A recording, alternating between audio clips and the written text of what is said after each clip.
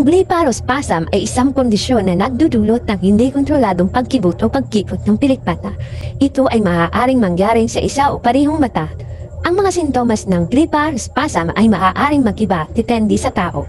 Ngunit karaniwan ay kinabibilangan ng hindi kontroladong pagkibot o pagkipot ng pilikpata, pagkipot ng mata na hindi sinasadya, pagkibot ng pilikmata na maaaring magdulot ng discomfort o sakit, pagkibot ng pilikmata na maaaring mangyari sa anumang oras kahit sa panahon ng pagtulog. Ang blepharospasm ay maaaring sanhi ng genetika. May mga tao na may family history ng blepharospasm. Pinsala sa utak o brain injury ay maaaring magdulot nito. Neurological disorder, kondisyon tulad ng Parkinson disease, dystonia o Tourette syndrome ay maaaring magdulot nito. Eye strain, matagal na pagtingin sa screen o ibang mga aktibidad na nagtutulot ng pagkapagod ng mata.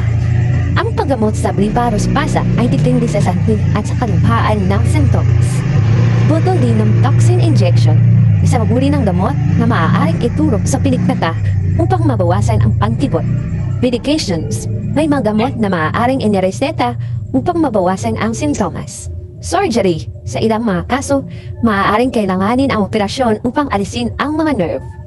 Kung ikaw ay nakakaranas ng sintomas ng blepharospasm, mas mabuti kung magpakonsulta sa doktor o ophthalmologist para malaman ang sanhi at mabigyan ng tamang gamot o treatment.